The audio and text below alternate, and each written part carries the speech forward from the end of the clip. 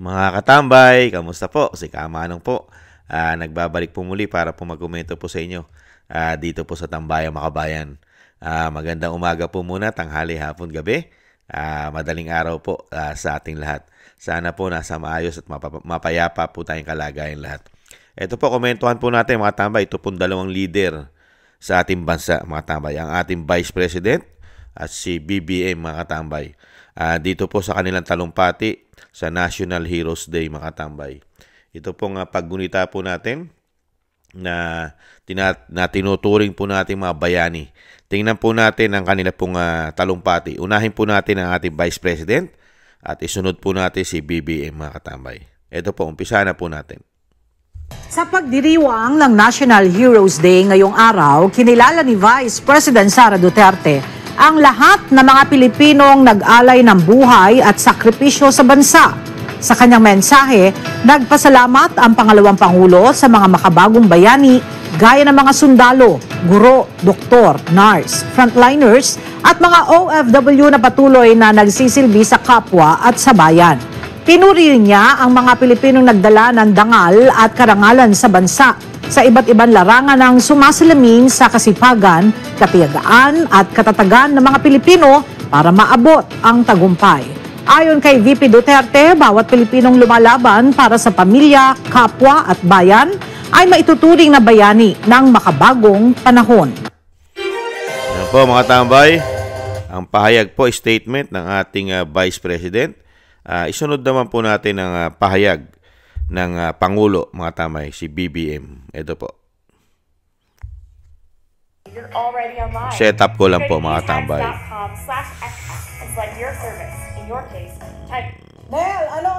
Ito po, mga tambay. Umpisahan na po natin. Mensahe ng Pangulo ngayong National Heroes Day. Yes, binigyang pugay ni Pangulong Ferdinand Marcos Jr. ang anyay hindi na isulat ang pangalan sa mga pahina ng kasaysayan. Kinilala rin ng Pangulo ang mga Pilipinong tapat na naglilingkod at nagmamalasakit at nagmamahal sa bansa. Makikitaan niya ang kabayanihan na ito sa mga magsasaka, mangingisda, mga guro, healthcare workers at iba pang mga manggagawa. Sentro ng talumpati ni PBBM ang tungkol sa paglaban sa banta ng pang-aabuso sa kapangyarihan at katiwalian. Hindi lang pagpapalakas ng ating depensa ang kailangan natin tutukan upang maalagaan ang ating kalayaan. Kailangan din natin labanan ang banta ng katiwalian at pang-aabuso sa kapangyarihan ng ating lipunan.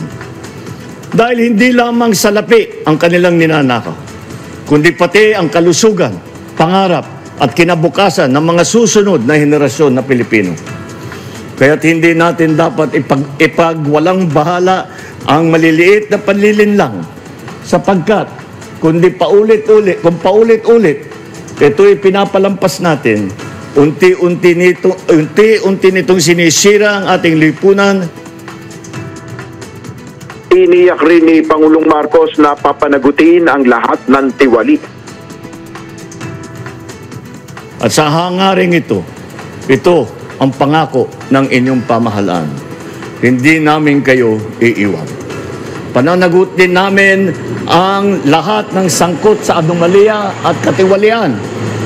Ilalabas natin ang buo at pawang katotohanan at titiyakin natin hindi na mauulit ang kawalan ng respeto at malasakit sa taong bayan. Ito ang inihayag ng Pangulo sa gitna ng ginagawang investigasyon sa umanay anomalya sa flood control projects. Kanina bilang bahagi ng paggunita sa araw ng mga bayani, pinangunahan niya ang pagtataas ng watawat at ang pag-aalay ng bulaklak sa Tomb of the Unknown Soldier. Yan muna ang ating update. Balik sa Rela. Yan po mga tambay, ang pahayag po. Ang pahayag po ng dalawang leader sa ating bansa. Nakita nyo po, di po ba may difference? Mga kabayan, ang laki po ng diferensya, di po ba? Mga kabayan, ang ating pong Vice President ay pinasalamatan po, siyempre po, ang lahat ng Pilipino. Mga kabayan, lahat po na nagbigay ng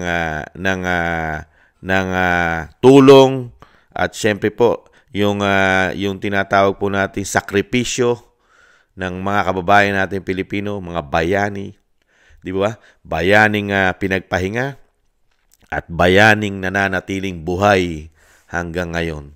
Di po ba? Napakarami po. Napakarami po natin, lalo-lalo po yung gusto po natin makamtan ang tuloy-tuloy na demokrasya sa ating bansa. At syempre po yung pagtulong po ng mga bayani, lalo-lalo po ang ating mga kababayang OFW. At syempre po, nandiyan po yung ating mga doktor, sundalo, kapulisan na naglilingkod po ng tapat. Hindi naman po lahat ng men in uniform ay nagpakabugok at ito po ay nagpakatuta na sinasabi po ng nangyari po, lalo-lalo po sa ginawa sa dating Pangulong Duterte na nagpakatuta at hindi lumagay sa tama at sa ayos. Marami pa po tayong mga kasundaluhan at kapulisan na nananatili pa rin po ng ang paglilingkod ay tapat sa bayan. Kaya lang po, iniintay rin po natin yung mangyari yung katotohanan na ipaglaban naman po nila ang ating pong bansa, lalo-lalo sa ganitong sitwasyon na napupunta na po sa kumunoy, sa basurahan ng ating bansa, lalo-lalo sa pagpapatakbo ng gobyerno natin ngayon na nakikita naman po natin, mag-aapat na taon na po.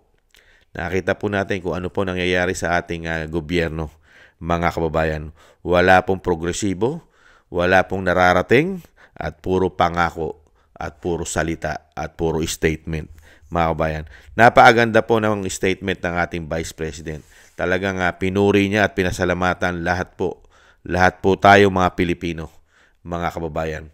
At syempre po, gusto po ng ating Vice President na syempre po yung ating nakamtan na kalayaan at pagpapasalamat po natin sa ating mga bayani ay magpatuloy.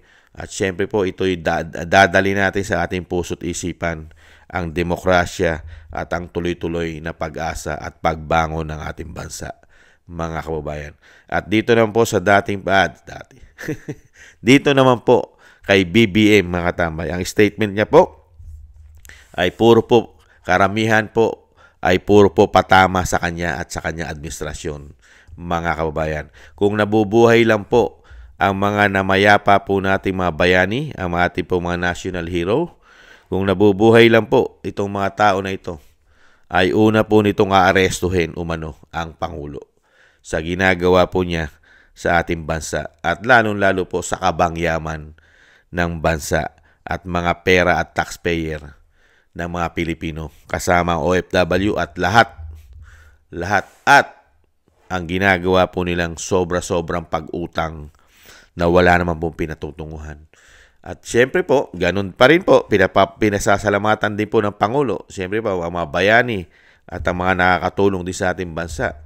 Pero siyempre, tinutukan din ng Pangulo ni BBM ang sinasabing korupsyon at sinasabing hindi siya papayag hanggang siya ay nakaupo. At mukha po yatang hindi rin naalis sa pwesto, mga kabayan, ang Pangulo. Mukha po yatang may plano pa yata na patagalin ang kanyang panunungkulan dahil dito sa kanyang mga pangako, mga kababayan.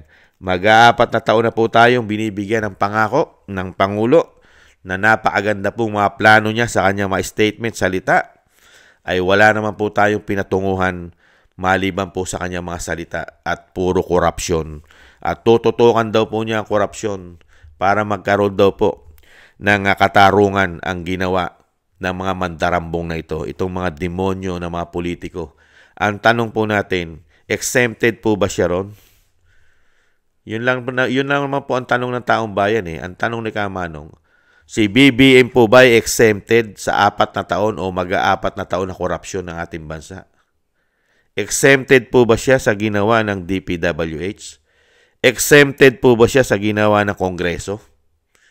Sa ginawa ng Kongreso, kung saan po nila lagyan ng malalaking proyekto, sila po ang naglalagay at nagbabawas sa pondo ng bawat ahensya ng gobyerno. Pati nga ang Office of the Vice President, di ba? Kinikitil nila ang proyekto at budget nito. Ganyan po ka-powerful ang Kongreso at ang Pangulo pagdating sa pera ng bayan. Napaka-powerful po ng Kongreso at Pangulo. Dahil kung hindi naman po pipirmahan ng Pangulo ang national budget natin, ay wala rin naman pong saysay. Hindi po ba? Sila po ang powerful. Kaya nakapagtataka po na ang isang Pangulo, si BBM, ay napakatapang magsalita ng statement na habulin niya at pananagutin niya ang mga mandarambong, ang mga demonyong magnanakaw sa ating bansa. Mismo pa, o inulit niya sa National Heroes, mga katambay. Hindi po ba iniisip ng Pangulo na siya ang Commander-in-Chief? Lahat ng korupsyon sa mag-aapat na taon na kanyang termino, siya po ang Commander-in-Chief. Wala po ba siya ritong pananagutan? Ipinagmalaki pa niya sa National Hero, mga tambay. Ang kanya pong achievement, nakakahiya bilang Pilipino at nakakahiya bilang presidente. Ang iyong ipagmamalaki sa loob ng 4 na taon o mag-aapat na taon mong panunungkulan, puro kawalang hiyaan ng iyong gobyerno. Puro kawalang hiyaan ng iyong mga gabinete, ng iyong mga sekretaris. Di po ba? Puro kawalang hiyaan, puro pagnanakaw. Araw-araw. Laman ng balita ay puro po investigasyon ng nakawan. Flood control pa lang po. Nakita niyo po. At kung sinasabi po ni BBM na siya po ay may kamay na bakal at may pangil sa katarantaduan at kawalanghiyaan at sa pagnanakaw sa gobyerno. Nung SONA pa lang, di po ba? Binanggit niya na sana lahat ang mga involved dito. Di po ba? May mga pangalan na siya. Hanggang ngayon po, puro investigasyon pa rin. Ano pa kaya ang susunod na statement na gagawin niya, mga kababayan? Statement ng SONA? Statement ng National Hero? Wala pa rin po siyang pinapangalanan na talagang direkta na nagnakaw at magkakasabwat sa pera ng taong bayan. Meron po ba? Hindi po titino ang ating gobyerno. Pagka ganitong klase, puro statement lang po. Kasi, systematic po kasi ang nangyaring korupsyon sa ating bansa. Real talk. Systematic. Hindi po ba, Mr. President? Kaya hirap na hirap nyo pong pangalanan at hirap na hirap nyo usigin ang Kongreso. Binabanatan nyo po ba ang Kongreso? Kung saan po napaka-powerful na Kongreso ang House of Representatives at Senado pagdating po sa budgeting at kasabwat din po yata kayo umano dahil kayo po ang pumipirma. Di po ba, mga kabayan?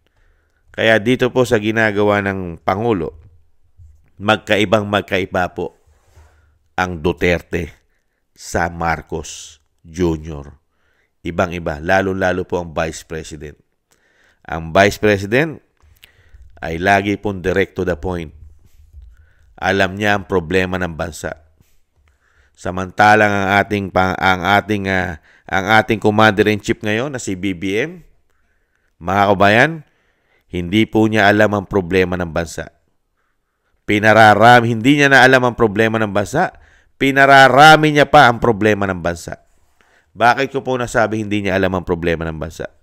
Mag-aapat na taon na pong wala pong nangyayari sa kanyang administrasyon. Kaya nga hindi niya alam ang problema ng bansa Kasi hindi niya man natutugunan lahat.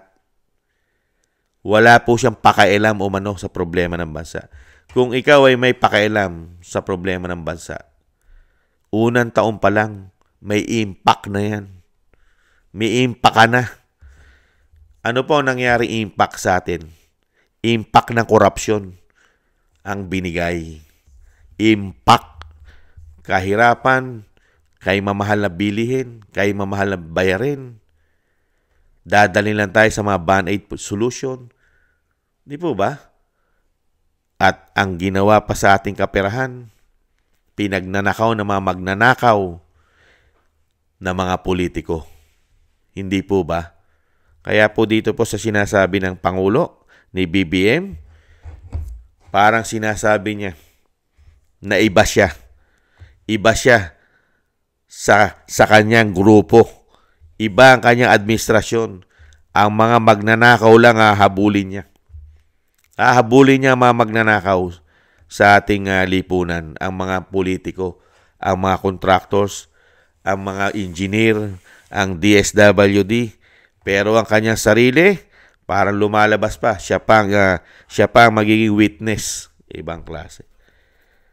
Lumalabas sa Pangulo, siya ang witness.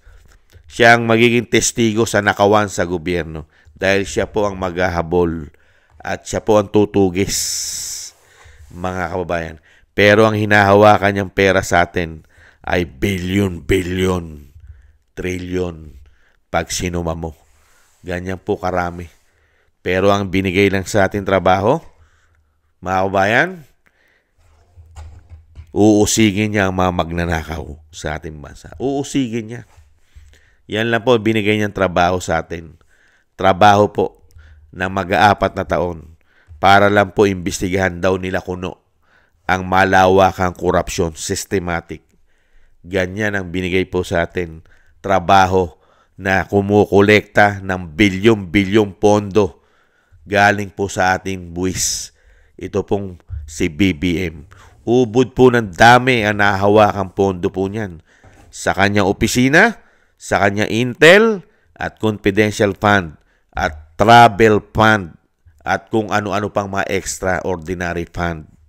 Pero ang trabaho lang sa atin na mag-apat na taon, puro issue ng korupsyon nila. Umano. Kaya makikita po natin yung tunay na leader, mga kababayan. Magkaibang-magkaiba. Magkaibang-magkaiba ang isang vice president at ang isang pangulo na binigyan po tayo ng mag-apat na taon na puro ganito ang naranasan natin sa ating bansa. Puro pasakit, pahirap at ibinaon pa tayo sa utang, mga kabayan. At ibinaon pa tayo, inilulubog pa tayo sa tubig. Ibang klase po. Pero itong mga tao na ito, itong gobyerno ng binagawang Pilipinas, lumulubog po sila sa pera. Sa pera po sila umano, binabaha.